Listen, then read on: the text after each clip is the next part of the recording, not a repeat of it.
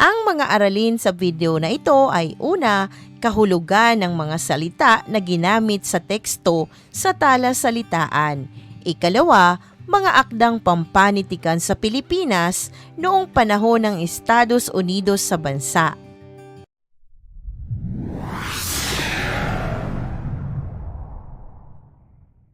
Narito na ang kahulugan ng mga piling salita na ginamit sa teksto sa ating talasalitaan. Unang bilang, hinango, kinuha, pinagbatayan. Ikalawa, nagtatag, nagbuo, lumikha o gumawa. Ikatlo, banyaga, dayuhan o mula sa ibang bansa.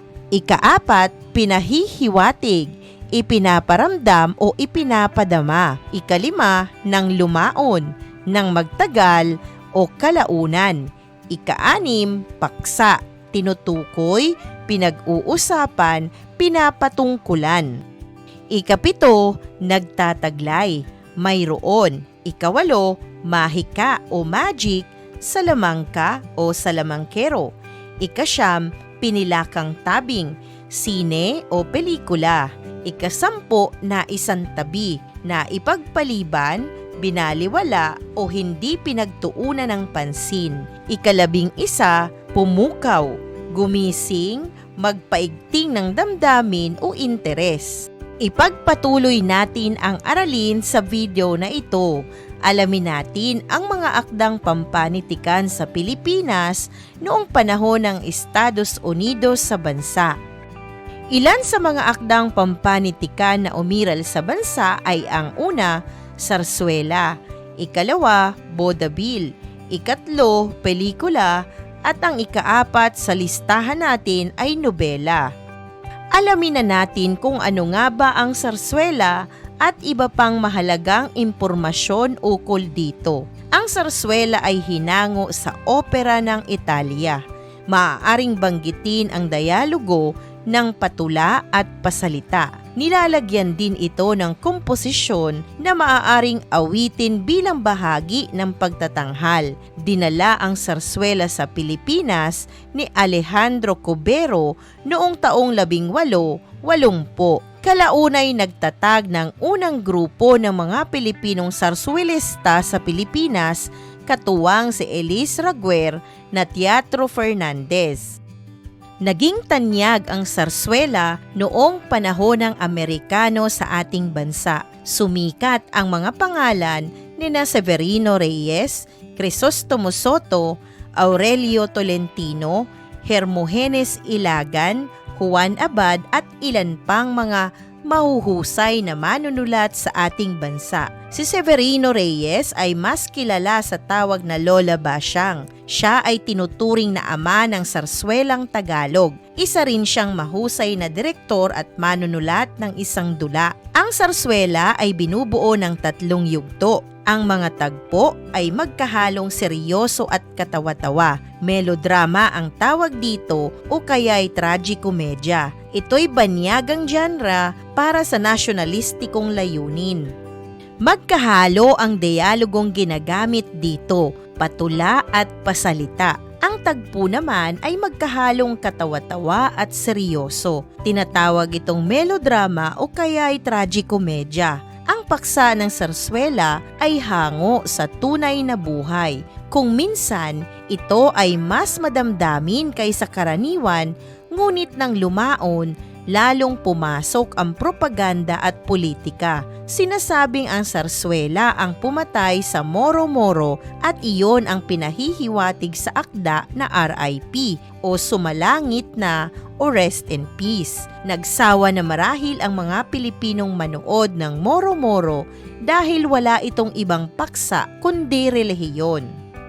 Ilan sa mga pambihirang obra ay ang mga sumusunod. Ang Walang Sugat noong taong 1902 ni Severino Reyes, Tanikalang Ginto noong kaparehong taon na isinulat naman ni Juan Abad at Ang Hindi Ako Patay na isinulat noong taong 1903 ni Juan Matapang Cruz. Ikalawa, ang Vodevil. Ang Vodevil o stage show ay naipakilala sa Pilipinas taong 1916. Ito ay isang dula na pinaghalo-halong awitan, sayawan, drama, katatawanan at iba pa. Unti-unting nanghina na ang sarswela sa panahon na ito. Ang vaudeville ay kinilala rin sa tawag na vaudeville o vaudeville o stage show. Ang vaudeville ay nagtataglay ng samot-saring musical at katatawanan ng palabras, skit at monolog, mga acrobatic na bilang, solos at chorus line. Ang palabras na ito ay binubuo ng mga sayaw, mahika at mga musical na pagtatanghal, stand-up comedy, chorus girls at mga komedyante. Unang dinala ito sa Pilipinas upang magbigay aliw sa mga sundalong Amerikano. Hinango mula sa Pranses na vaudeville at inilipat sa teatrong Amerikano. Dumating lamang ito sa bansa noong panahon ng pananakop ng Estados Unidos sa Pilipinas. Kapansin-pansin itong impluwensya ng Amerika sa bansa. Ang mga kanta at sayaw sa vaudeville ay pampuno sa maiikling sarswela sa pagitan ng mahabang pagtatanghal. Tinawag ding vaudeville ito ng mga Hapon na kinalaunan ay naging stage show. Sa ilang mga probinsya, ang vaudeville ay tinatawag nilang jamboree na orihinal na ginagamit sa panimulang musical na pagtatanghal sa entablado. Ikatlo, pelikula. Ipinakilala ng mga Amerikano ang fairy tale sa mga Pilipino sa pamamagitan ng mga gurong Tomasite sa pagtuturo. Ipinakilala rin nila ang iba pang genre ng panitikan gaya ng oda at pinilakang tabing ang pelikula. Ngunit nagsimula lamang ito sa mga pelikula na walang salita o yung silent film movies. Gumagalaw lamang ang mga artista. Dahil dito, unti-unti munang naisantabi ang dulang panteatro. Nahilig ang mga Pilipino manood ng pelikulang tahimik. Taong 1917, itinatag ang kauna-unahang kumpanya ng pelikula ni Jose Nepomuceno na tinaguriang ama ng pelikulang Pilipino. Tumatalakay ito sa kalagayan ng mga Pilipino at ayon sa panlasa ng mga Pilipino. Ang mga unang formal na pelikula sa bansa ay tungkol sa mga bayaning si Rizal at ang kanyang dalawang nobela. Ang kauna-unahang pelikulang Hollywood na ginawa sa bansa ay pinamagatang Zamboanga. Ito ay may underwater scene. Ang pinakaunang pelikula sa Pilipinas ay mula sa produksyon at pamumuno ni Nepomuceno. Pinamagatang Dalagang Bukid ang pelikula at ito ay noong taong 1919. Malateatro ang kinalabasan nito. Ito ang dula na sinulat ni Hermogenes Ilagan. Si Honorata o Atang de la Rama ang gumanap na artista. Di nagtagal, nagkaroon na ng talkties ang pelikula noong taong 1929. Ang pamagat naman nito ay Punyal na Ginto ni Aronio Sempio na siyang kauna-unahang pelikula ni Nepomuceno na may talkties noong taong 1932. Ika-4 na akda, mga nobela. Lumaganap ang nobela sa bansa noong panahon ng mga Amerikano sa Pilipinas. Ang pagbubukas ng kalayaan sa pamamahayag, salita, relihiyon, mga samahan at kapayapaan sa bansa ay nakatulong upang makilala ang nobela. Karamihan sa mga nababasang nobela ng mga Pilipino ay nalathala sa pahayagan at magazine. Inaabangan ito ng mga mambabasa sapagkat hindi ito tuloy-tuloy.